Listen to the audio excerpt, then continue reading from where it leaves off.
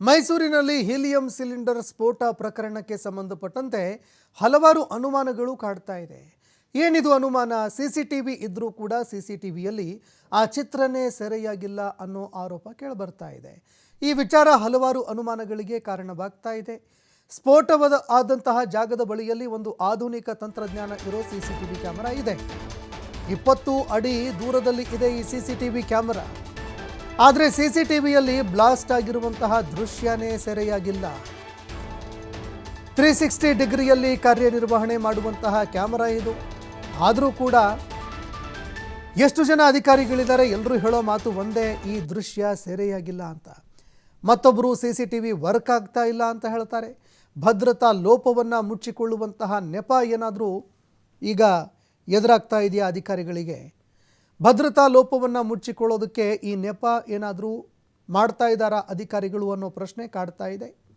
ಯಾಕಂದರೆ ಆ ಒಂದು ಸಿಲಿಂಡರ್ ಸ್ಫೋಟ ಏನಾಗಿತ್ತು, ಹಲವಾರು ಅನುಮಾನಗಳಿಗೆ ಕಾರಣ ಆಗ್ತಾ ಇದೆ. ಈಗ ಅಧಿಕಾರಿಗಳು ಸರಿಯಾಗಿ ತಪಾಸಣೆ ಮಾಡಿದ್ರಾ ಇಲ್ವಾ, ಭದ್ರತೆಯ ಹಿತದೃಷ್ಟಿಯಿಂದ ಅದನ್ನು ಹೊರಗಡೆ ಇರಿಸಲಾಗಿತ್ತಾ ಇಲ್ವಾ, ಒಳಗಡೆ ಬರೋದಕ್ಕೆ ಪರ್ಮಿಷನ್ ಕೊಟ್ಟಿದ್ದಾದರೂ ಯಾರು ಆ ಜಾಗಕ್ಕೆ?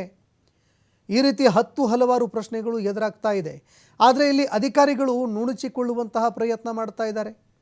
ಅವರು ಹೇಳ್ತಾ ಇರುವಂತಹ ಉತ್ತರ, ಅವರು ಕೊಡ್ತಾ ಇರುವಂತಹ ಉತ್ತರ ಏನಿದೆ ಅದನ್ನು ಕೇಳ್ತಾ ಹೋದರೆ ಒಂದು ಕ್ಷಣ ಅಚ್ಚರಿ ಅನಿಸುತ್ತೆ, ಜೊತೆಗೆ ನಗೆ ಪಾಟಲಿಗೂ ಕೂಡ ಈಡಾಗ್ತಾ ಇದ್ದಾರೆ ಅಧಿಕಾರಿಗಳು. ಕಾರಣ, ಸಿಸಿಟಿವಿ ಕ್ಯಾಮೆರಾ ಇದೆ, ಆದರೆ ಸಿಸಿಟಿವಿ ಕ್ಯಾಮೆರಾದಲ್ಲಿ ದೃಶ್ಯ ರೆಕಾರ್ಡ್ ಆಗಿಲ್ಲ. ಕಾರಣ ಏನು ಹಾಗಾದರೆ? 360 ಡಿಗ್ರಿ ಕ್ಯಾಮ್ರಾ ಅದು ಕೂಡ ಅತ್ಯಾಧುನಿಕ ತಂತ್ರಜ್ಞಾನ ಹೊಂದಿರುವಂತಹ ಕ್ಯಾಮ್ರಾ. ಅದರಲ್ಲೇ ರೆಕಾರ್ಡ್ ಆಗಿಲ್ಲ ಅಂದರೆ ಹೇಗೆ ಅಂತ ಸಾರ್ವಜನಿಕರು ಅನುಮಾನ ವ್ಯಕ್ತಪಡಿಸ್ತಾ ಇದ್ದಾರೆ. ಈ ಬಗ್ಗೆ ಮತ್ತಷ್ಟು ಮಾಹಿತಿ ಕೊಡ್ತಾರೆ ಪ್ರತಿನಿಧಿ ಪುನೀತ್. ಫೋನ್ ಸಂಪರ್ಕದಲ್ಲಿ ಜಾಯ್ನ್ ಆಗಿದ್ದಾರೆ. ಪುನೀತ್, ಹೀಲಿಯಂ ಸಿಲಿಂಡರ್ ಸ್ಫೋಟ ಪ್ರಕರಣ ಒಂದೆಡೆ ತೀವ್ರ ಆಕ್ರೋಶಕ್ಕೆ ಕಾರಣವಾಗ್ತಾ ಇದ್ದರೆ, ಮತ್ತೊಂದೆಡೆ ಈಗ ಹಲವಾರು ಅನುಮಾನಗಳಿಗೂ ಕೂಡ ಎಡೆ ಮಾಡಿ ಕೊಡುತ್ತಾ ಇದೆ.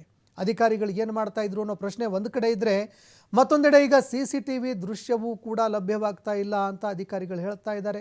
ರೆಕಾರ್ಡೇ ಆಗಿಲ್ಲ ಅಂತ ಹೇಳ್ತಾ ಇದ್ದಾರೆ. ಏನಿದು, ಈ ಬಗ್ಗೆ ಮತ್ತಷ್ಟು ಮಾಹಿತಿ ಕೊಡೋದಾದ್ರೆ?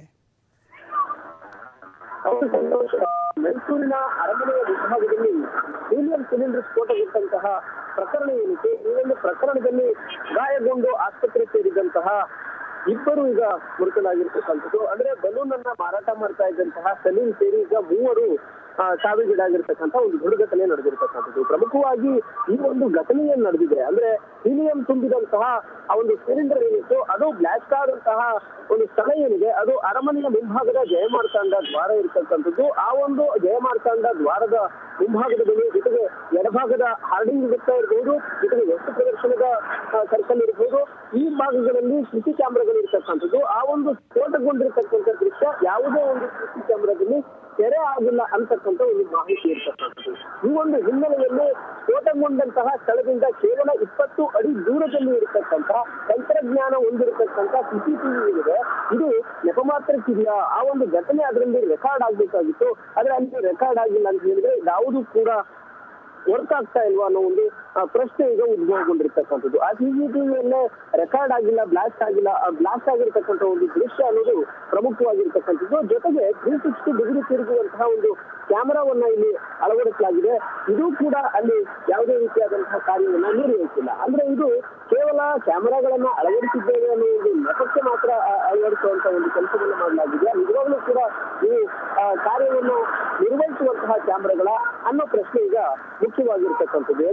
ಯಾಕಂತ ಹೇಳಿದ್ರೆ ಸ್ಫೋಟದ ಮೂಲಕ ಬಯಲಾಗುತ್ತೆ ಭದ್ರತಾ ಲೋಪದ ಒಂದು ಅಂಶಗಳು ಅಂತಕ್ಕಂಥ ಪ್ರಶ್ನೆ ಏನಿದೆ, ಇದನ್ನ ನೋಡಿದಂತಹ ಸಂದರ್ಭದಲ್ಲಿ ಈಗ ಅರಮನೆಯ ಸುತ್ತಮುತ್ತಲೂ ಕೂಡ ಸಾಕಷ್ಟು ಸಂಖ್ಯೆಯಲ್ಲಿ ಪ್ರತಿನಿತ್ಯ ಕೂಡ ಪ್ರವಾಸಿಗರು ಬರ್ತಾ ಇರ್ತಾರೆ. ಇವರ ಒಂದು ಹಿತದೃಷ್ಟಿ ಭದ್ರತಾ ಸಿಬ್ಬಂದಿಯವರದಾಗಿರುತ್ತೆ. ಆದ್ರೆ ಈ ಒಂದು ಭದ್ರತಾ ಸಿಬ್ಬಂದಿಯ ಒಂದು ಲೋಪ ಎಷ್ಟು ಮಟ್ಟಿದೆ ಅನ್ನೋದು ಈ ಒಂದು ಕ್ಯಾಮೆರಾಗಳನ್ನ ನೋಡಿದಂತಹ ಸಂದರ್ಭದಲ್ಲಿ ನಮಗೆ ತಿಳಿದು ಬರುತ್ತೆ. ಅಂದ್ರೆ ತಿರುಗುವ ಕ್ಯಾಮೆರಾಗಳಿದ್ದಾವೆ, ಯಾವೂ ಕೂಡ ತಮ್ಮ ಕಾರ್ಯವನ್ನು ನಿರ್ವಹಿಸ್ತಾ ಇಲ್ಲ, ಎಲ್ಲವೂ ಕೂಡ ನೆಪಕ್ಕೆ ಆಗ್ತಿರ್ತಕ್ಕಂಥದ್ದ ಅನ್ನೋ ಒಂದು ಪ್ರಶ್ನೆ ಈಗ ಎದ್ದೇಳುವ ಮುಖಾಂತರ ಅರಮನೆಯಲ್ಲಿ ಭದ್ರತಾ ಲೋಪ ಇದೆ ಅನ್ನೋದು ಸ್ಪಷ್ಟವಾಗಿ ಕಂಡು ಬರ್ತಾ ಇದೆ. ಯಾಕಂತ ಹೇಳಿದ್ರೆ ಅರಮನೆ ಮೈಸೂರಿನ ಹೃದಯ ಭಾಗದಲ್ಲಿರ್ತಕ್ಕಂಥ ಒಂದು ಅರಮನೆ. ಇಲ್ಲಿ ಪ್ರತಿನಿತ್ಯವೂ ಸಹಸ್ರಾರು ಸಂಖ್ಯೆಯಲ್ಲಿ ಪ್ರವಾಸಿಗರು ಬರ್ತಾರೆ. ಜೊತೆಗೆ ಈ ಒಂದು ಸ್ಥಳದಲ್ಲಿ ಸಿಸಿ ಕ್ಯಾಮೆರಾಗಳನ್ನ ಅಳವಡಿಸತಕ್ಕಂಥ ಕೆಲಸ ಕೂಡ ಆಗಿದೆ. ಅಲ್ಲಿ ಯಾವುದೇ ರೀತಿಯಾದಂತಹ ಸಿಸಿ ಕ್ಯಾಮೆರಾದಲ್ಲಿ ಈ ಒಂದು ಸ್ಫೋಟಗೊಂಡಿರ್ತಕ್ಕಂತ ಒಂದು ದೃಶ್ಯಗಳು ಸೆರೆಯಾಗಿಲ್ಲ. ಹೀಗಾಗಿ ಈ ಮೈಸೂರಿನ ಹೃದಯ ಭಾಗದಲ್ಲಿ ಅಳವಡಿಸಿರ್ತಕ್ಕಂಥ ಉಳಿದೆಲ್ಲ ಕ್ಯಾಮೆರಾಗಳು ಸಹ ಕೇವಲ ನೆಪಕ್ಕೆ ಮಾತ್ರ ಅಳವಡಿಸಲಾಗಿದೆಯಾ ಅನ್ನೋ ಒಂದು ಪ್ರಶ್ನೆ ಈಗ ಉದ್ಭವಗೊಂಡಿರ್ತಕ್ಕಂಥದ್ದು. ಧನ್ಯವಾದಗಳು ಪುನೀತ್ ನಿಮ್ಮೆಲ್ಲ